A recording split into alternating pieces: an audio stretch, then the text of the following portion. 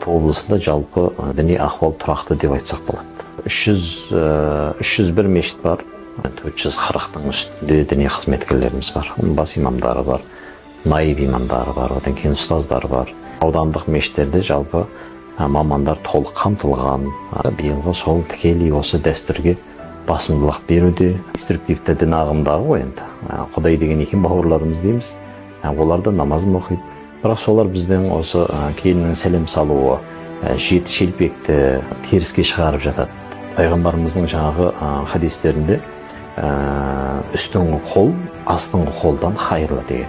Бұның мағынасы, яғни бай жомарт адам, жомарттық таныта білген адам сараңнан хайырлы. Одан кейін жаңағы садақа беруші адам садақа бермейтіннен хайырлы. Одан кейін жаңағы садақа алғаннан көру, садақа беру ол артық іс деген мағыналарға келеді. Сондықтан жеті шелпекті алатын болсақ, пайғамбарымыздың хадисінде айтады, құрманың жартысымен болса да өздеріңді тозақ отынан аман сақтап қалыңдар деген. Аталарымыз жаңағы жалпы жауынгер халық болған ғой, ат үстінде елді қорғап, одан кейін жаңағы өздерінің тапқан табысынан ер азаматтар садақасын беретін болған. Ал үйдегі отырған аналарымыз қалай садақа жасайды? Олар да жаңағыдай жақсы ізгі амалдар жасау керек қой. Сондықтан 7 деген қасиетті санды алған. Оны енді өткенде Мұхиддин деген ұстазымыз өзінің жаңа несінде айтып жатыр, әлеуметтік парақшасында.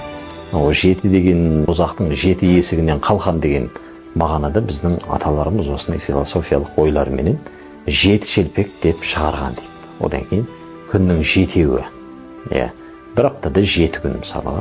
Терең өңіліп астарына келген кезде біздің дініміздің құптайтын дүниесі. Қазақстан мұсылмандық діни басқармасының өзінің жанынан шығарған дін мен дәстүр деген кітабы бар. Бірінші, екінші, үшінші кітаптары шықты.